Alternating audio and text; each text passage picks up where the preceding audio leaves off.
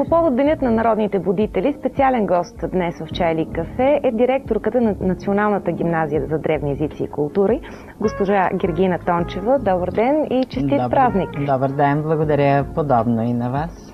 Щастлива ли сте, че се отбелязва и се празнува този ден? Да, той се възроди. Беше невъзможно да не се възроди този хубав празник, сътворен от самия народ, като духовна потребност.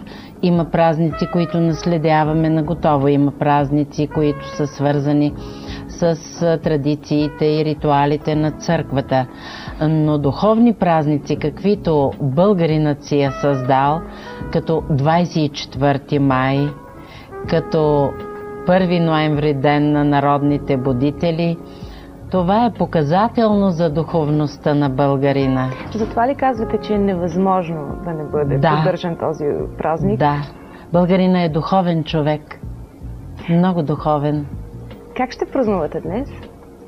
Ами започнах при вас, дойдох по най-бързия начин от Националното радио. Сега съм при вас с удоволствие. Благодаря, че намерихте време. След което ще бъда в Министерство на образованието, където ще бъдат награждавани учители от Международна фондация Свети Кирил и Методий в областта на езиковото обучение.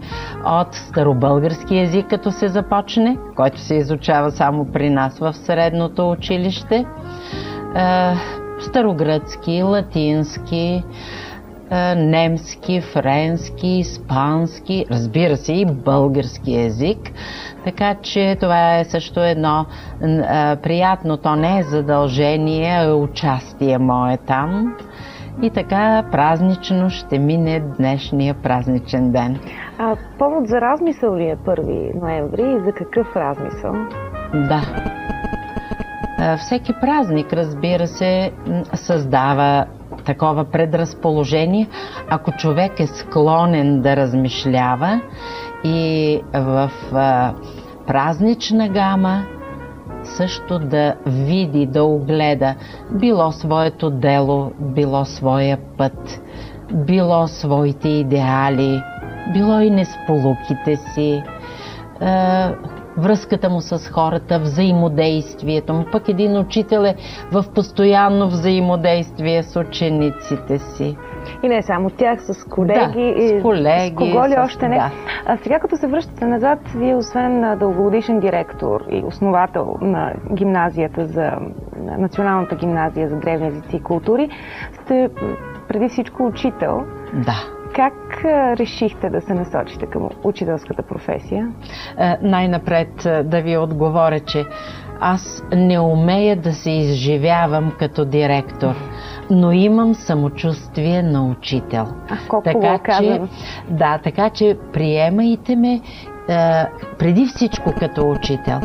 Директор е една функция, която мисля, че всеки може да изпълнява, но не всеки може да бъде учител. Даже аз си имам едно по-голямо самочувствие за това. Богоизбраните са учители. За самочувствието на българските учители в... Не, да не докосваме другата тема. Кажете началото. Да, началото. Как беше? Ами, насочих се... То не е случайно. Като ученичка в гимназията в град Сандански, не съм оттам, но там завърших гимназия, имах учител, който, особено в 11 клас, много често ми възлагаше аз да предам даден автор. Разбира се, консултираше ме, даваше ми съответната литература. Той си сядаше на последния чин, слушаше внимателно. После разбрах, че си е имал така своя емоционална причина за този избор, да го замествам в час. И това като че ли ми подсказа, че мога да бъда учител, защото аз съм гледала винаги и досега благоговейно на своите учители. И мисля, че не всеки може да бъде учител. Защото това не е дейност, която се свежда само до информираност, до знание, дори до кокетиране с учениците. То е нужно голямо сърце, постоянна обич, предана обич, грижовна обич към децата. Само ако ги обичаш, можеш да бъдеш истински учител. Знам, че има много опоненти на това мое твърдение, но съм готова да споря. Това е вашето верою. Да, това е моето верою. Нека сега да включим в разговора нашата астрологка Мариана Добранова. Може би тя ще каже нещо интересно. Може би, любопитно нещо, което не знаем. Да, любопитно. Мариана? Здравей, Шани. Аз съм респектирана много сериозно. И аз.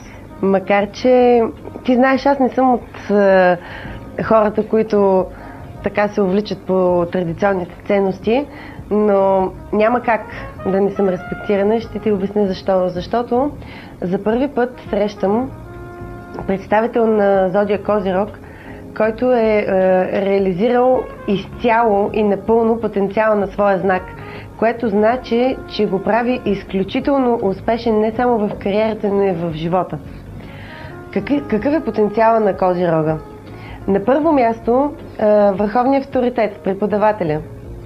На второ място класическите стойности. Историята, нещата, които остават трайни във времето. И на трето място все пак управлението. Нашата гостенка е изразила оптимално абсолютно всички тези потенциали.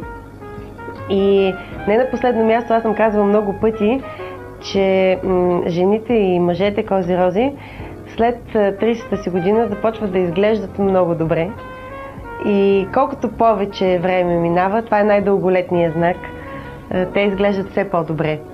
Перлите като класически стойности също се отнасят към Козирога и всички тези неща, когато ги виждам събрани на едно място, на мен ми е страшно приятно да го кажа и да го оценя като такава възможност. Добре, Мариана, хубави думи. Благодаря ви. Аз за първи път чувам свой хороскоп и беше ми много любопитно. Благодаря ви, ще запомня това, което ми казахте и дай Боже да има още време да се реализира и останалата част от енергията. Дай Боже. И аз ви пожелавам, Мариана каза действително много хубави думи, пък ето една изненада, хороскопа. Да, изненада е за мен. Благодаря и на вас, че го имате в стила ви. Този момент, да. Казахте, че да бъдеш учител е призвание, че не всеки може и се гордеете с това. Това е вашето самочувствие, преди всичко като учител. Да. За всички ли учители си спомняте с такава любов? За всички ли свои учители си спомняте с такава любов? Да, за голяма част от моите учители. Въпросът ви преди малко, кое ме насочи и как така избрах пътя на учител. Сега в процеса на разговора и размисъла ми се връщам в детството ми.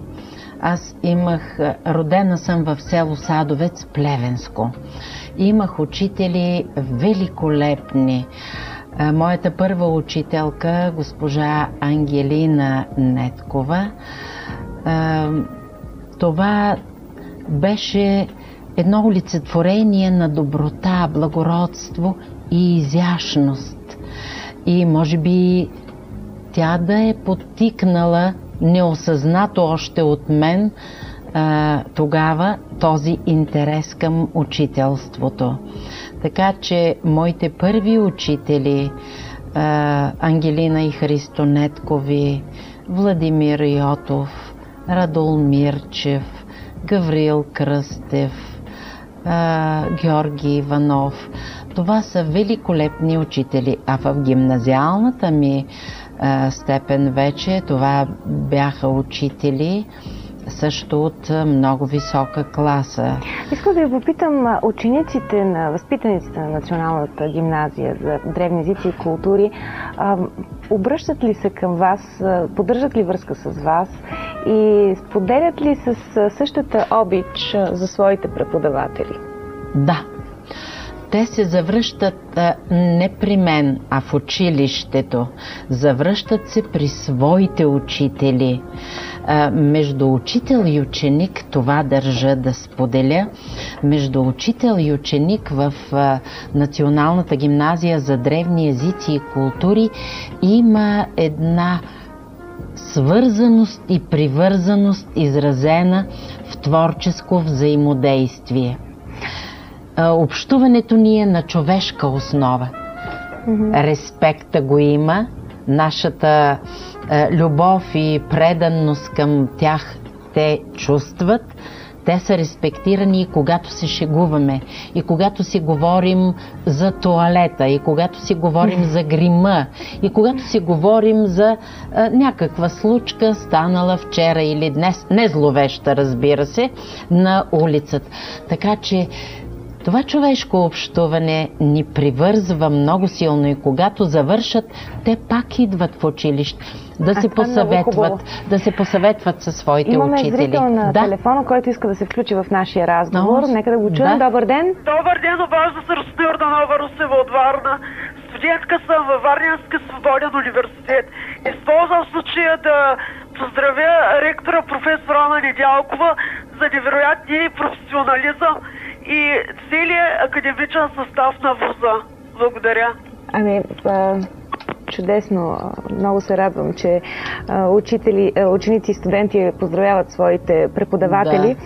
Да. Щастлива ли сте през тези 25 години, откакто сте директор на гимназията? 28. 28. Да, тече вече 29-та учебна година.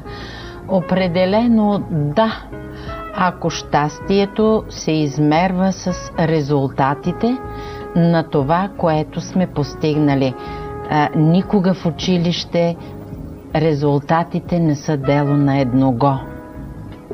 Те са заслуга, принос на всички. Екипът е важен в едно училище. Екипът. Имате ли приятели сред екипа в училището? Да. С всеки колега дружелюбно разговаряме. Има и още една така особеност. Директорския кабинет е най-общественото място в училище. Той никога не се заключва. По всяко време всеки може да дойде да сподели това, което го е връхлетяло. И сигурно много хора използват възможността да потропат на вратата и да споделят. Постоянно има хора. Имаме още един зрител. Извинявайте, че ви прекъсвам. Добър ден. Добър ден, госпожо Тончева. Добър ден. Значи, какво ви дава Рилския манастир? Онзи ден ви видяхме там. Рилският манастир, да. В чест на Денят на народните будители, ние с моите колеги заведохме нашите ученици там, в едно средище на народното будителство, защото свети Иван Рилски е образец на народен будител и покровител, какъвто и до ден днешен на нас българите. Заведохме децата, това са новоприетите ни ученици, осмокласниците. Заведохме ги там за духовна пробуда и кръщение, за приобщение към гимназията. Те имаха, разбира се, не само възможност, но и учебна задача да проучат това, което е неофит Рилски като народен будител в нашата школска и духовна традиция.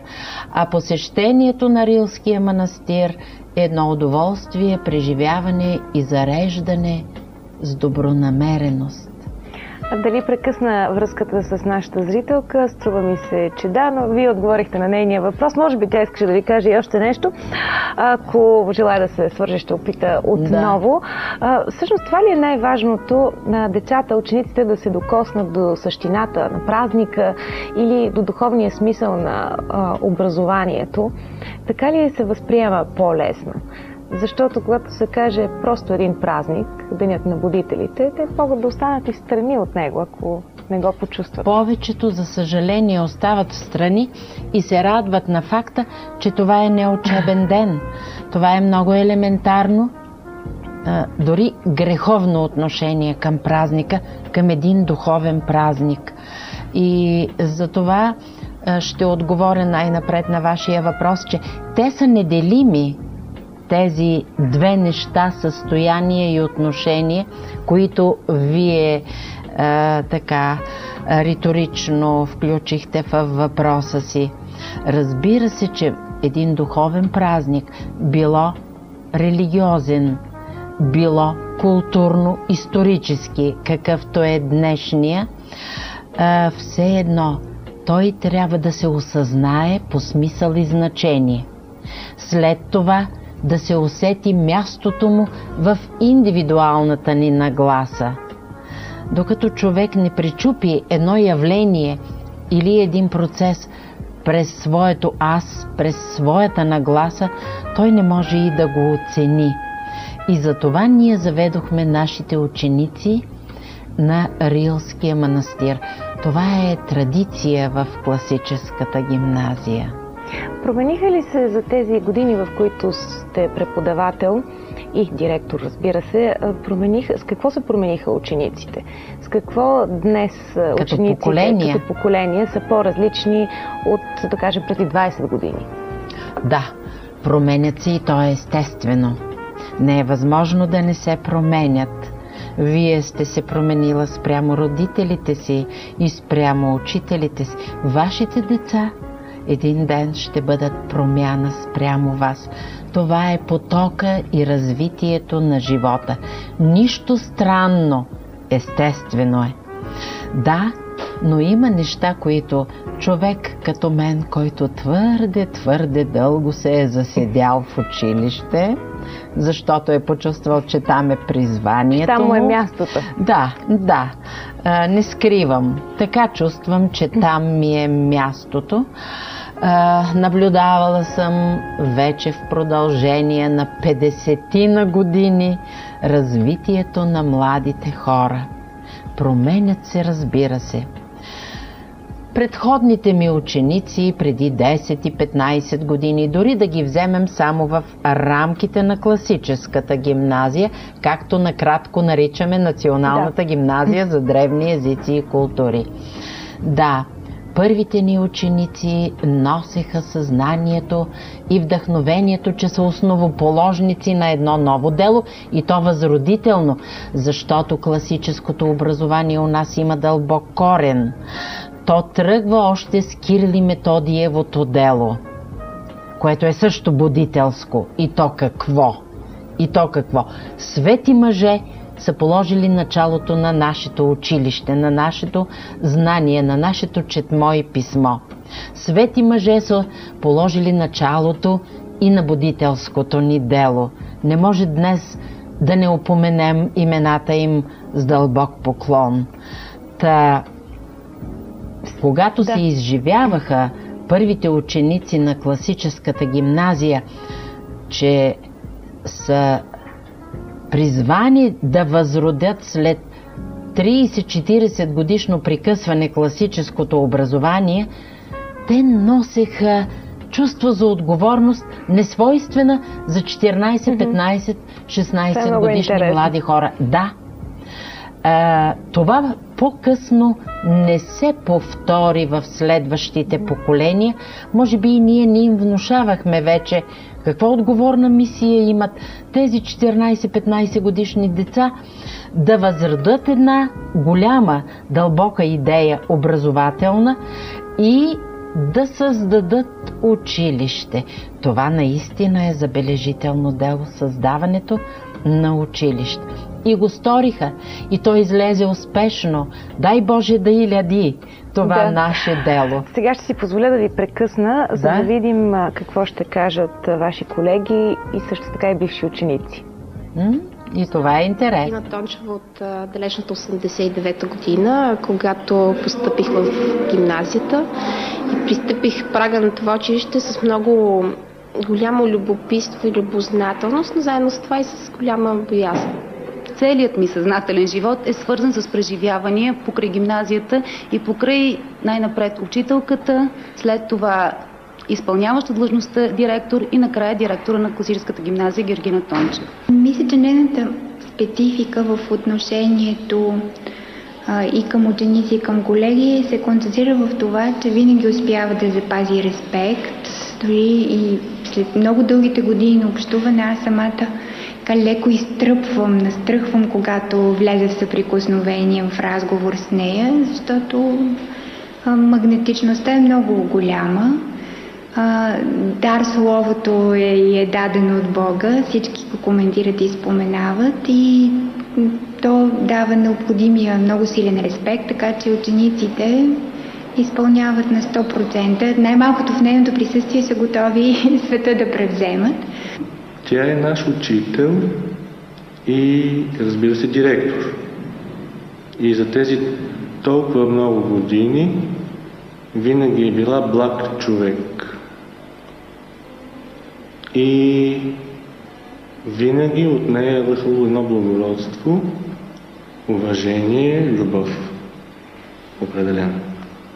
Мисля, че Гергина Тончева е доста строг човек спрямо своите възпитаници, но тя има доста високи изисквания. Това е нормално. Освен това, ми е направило впечатление, че тя познава имената на всичките своите бивши и настоящи възпитаници. Тоест, тя не е далеч от проблемите.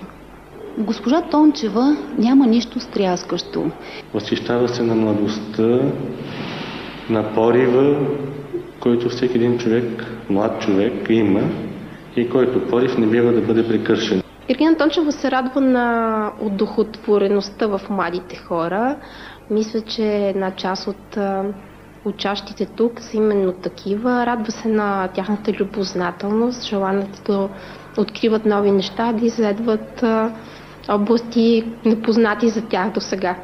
Обича децата да са свободни или поне да се чувстват така, да не са много видими границите, които им поставяме. Госпожа Тончева се възмущава от безхаберието, от бездуховността, от липсата на някакви ценности, от несериозното отношение към нещата.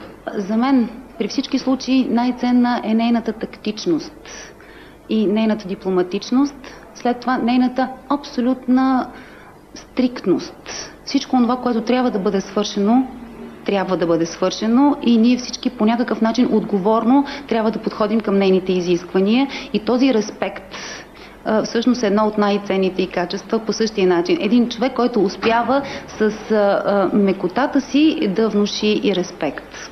Съзидателната енергия, това, че тя е създала училището, тръгнало от нея, от идеята, дошла от самата нея и толкова наситено и концентрирано работено върху тази идея, толкова всеотдайно, като виждаш някой човек, който си е посветил живота и си готов да го следваш, още повече, че е много добронамерен. Качеството, което най-много ценя в госпожа Тончева е упоритостта, с която преследва целите си. Мисля, че тя е доста силен човек. Гергина Тончева е човек, за който съвсем подхождат думи като дело, като мисия, като съзидание и в контекста на нейната личност те не звучат пресилени и не звучат фалшиви. По някакъв начин това, което тя върши ежедневно и ежечасно е смислено в толкова широк контекст, че просто за нея наистина може да се говори като човека институция. За мен тя е човекът институция по някакъв начин. Гергина Тончева е неподражаема личност и харизматична личност. Голям човек, велик човек. Една истинска българка, според мен, която е посветила живота си на гимназията, на класическата гимназия и тя смятам, че тази гимназия е делото на живота. Аз изключително много се радвам на нейното чудесно здраве и сила, която има за всички ни взети заедно. Просто не можем, на светлинни години сме сякаш от тази енергия, която тя има. Пожелавам и да я запази още дълги години, да има тази сила да изразява от себе си всичко, което до сега го прави, да дарява всички близки и по-далечни от нея с присъствието си. Много, много здраве, много щастие лично и много любов към всички нас, както и много сега.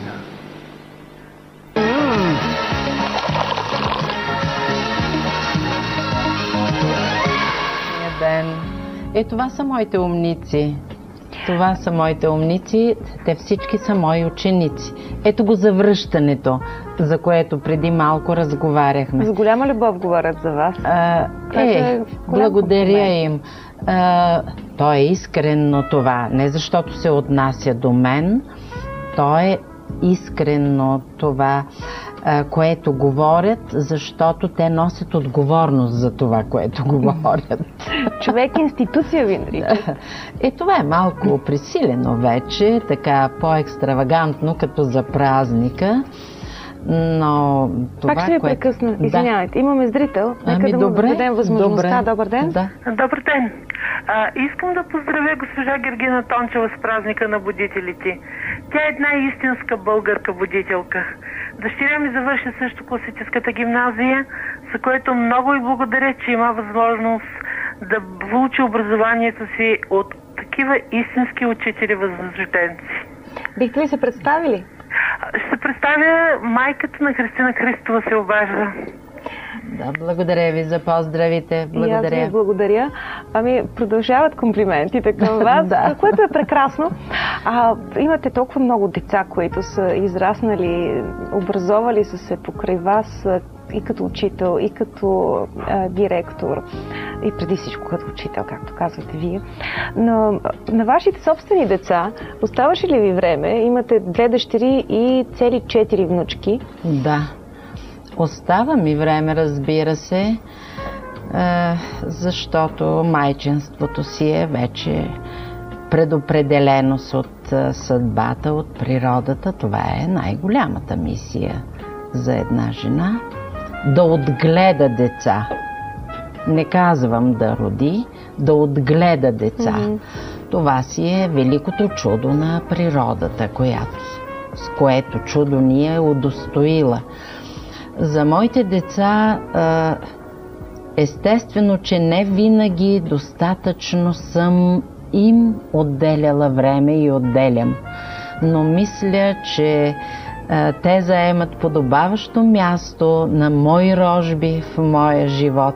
Щастлива съм, че съм майка на 2 дъщери, на 2 прекрасни зетове и на 4 най-прекрасни внучки. Най-прекрасни. Да. Един последен въпрос, защото за съжаление това е времето, с което разполагаме. Да. Какво искате да се случи в българското образование? Само добри неща. Първо, да опазим децата. Защото не случайно го казвам, защото те са в опасност от големите предизвикателства на времето, в което живеем. Това е първата и най-голяма и най-отговорна мисия днес на училището – да опазим децата.